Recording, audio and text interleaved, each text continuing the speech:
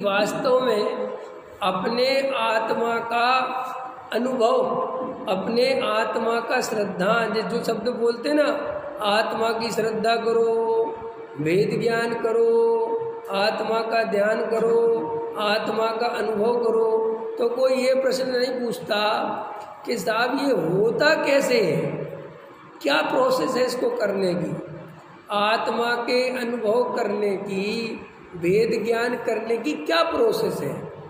यहाँ अपना प्रश्न आना चाहिए स्वाभाविक, इस पे अपना ध्यान जाए। तो आचार्य कहते हैं कि सबसे पहले तुम्हें आत्मा की रुचि होनी चाहिए। काय की रुचि होनी चाहिए? आत्मा की। देखो रुचि का मतलब क्या है, पहले ये भी बहुत अच्छे से समझ लो।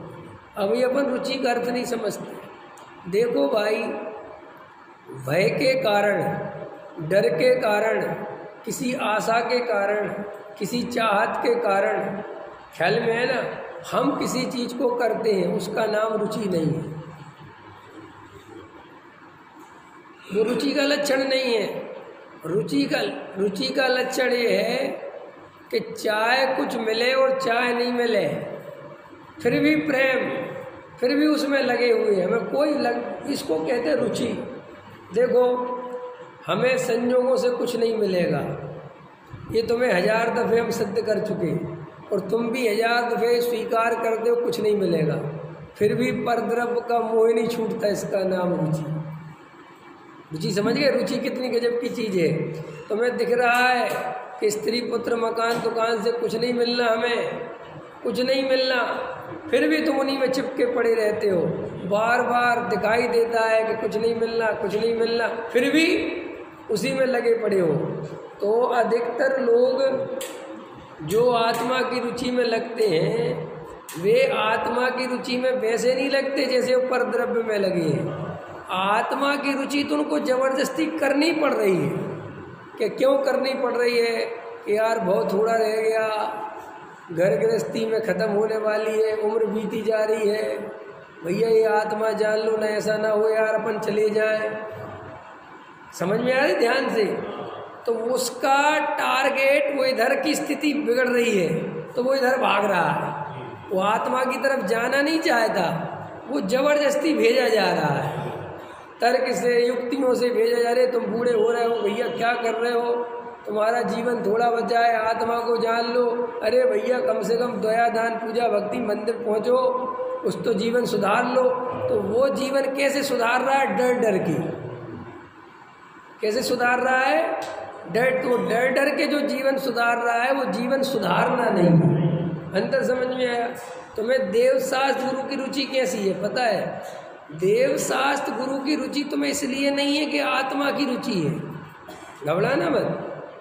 तुम बोलते हैं हम कि साहब हमें आत्मा की रुचि इसलिए देवशास्त्र गुरु की, ऐसा नहीं है। तुम्हें जब आत्मा की रुचि नहीं थी तब भी देवशास्त्र गुरु की रुचि थी। बोलो ठीक है नहीं?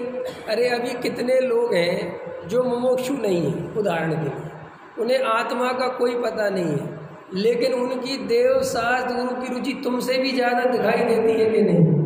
कितना मानते हैं भगवान को, कितनी, बाप रे बाप, बिना मंदिर जाए पानी नहीं पिए, ख्याल में है ना, बस नहीं चले तो थूक भी ना गुटके, मैंने कितना मानते हैं भगवान को। अब मुझे बताओ, तुमसे ही पूछता हूँ, उसे इतनी भगवान की रुचि क्यों है?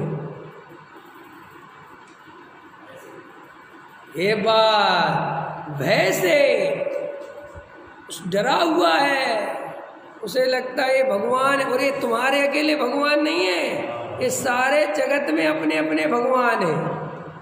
कोई शंकर जी का भक्त है, कोई दुर्गा जी का भक्त है, कोई किसी, उससे पूछो तुम क्यों भक्त हो, कोई हनुमान जी का भक्त है, क्यों हो, क्या बात है? डर है।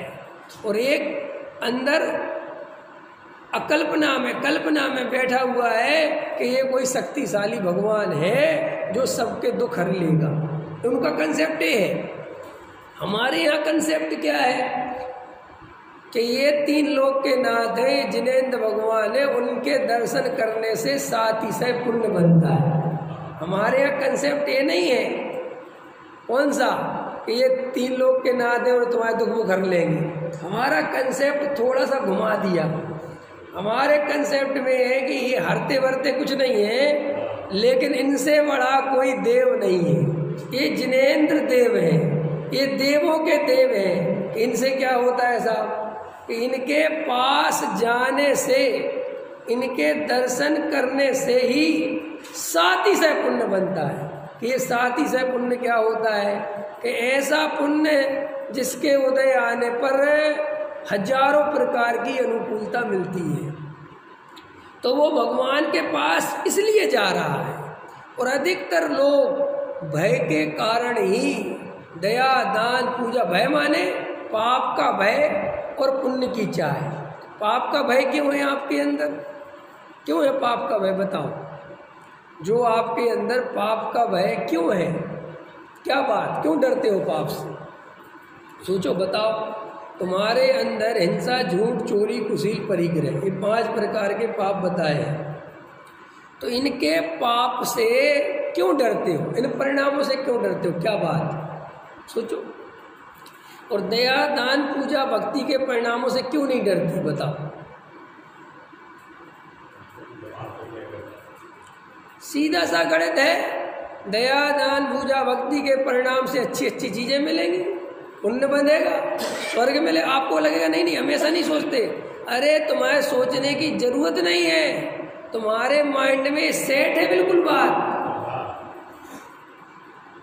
और तुम कितने ही शोर मचाओ, ये पुण्य पाप एक है, इनमें कोई दम नहीं है, ये कहने के लिए है। अंदर तो पुण्य और पाप बिल्कुल अलग अलग है, और पुण्य अच्छा है और पाप बुरा है। और पापों से बचना चाहिए और पुण्य में लगना चाहिए। ये मैं काय पे बोल रहा हूँ? ये मैं रुचि पे बोल रहा हूँ। तुम्हें कोई पुण्य करने की रुचि नहीं है, पुण्य में कोई तुम्हें आनंद नहीं आता, घबराना नहीं, लेकिन वो लगना पड़ता है क्योंकि उसका फल अच्छा है और पाप का फल बुरा है। तुम्हें मजा तो कश्मीर में ही आता है, तुम्हें मजा तो वादियों ही में आता है, आनंद तो तुम्हें वहीं निकलता है। लेकिन सब में शिखर का पहाड़ चढ़ाते कि क्यों चढ़ाते? क्या बात? तो जब आप इन सब चीज़ों को अंदर जाके अवलोकन करोगे, तब आपको पता चलेगा कि ये सारी दुकान भय पे खड़ी हुई है।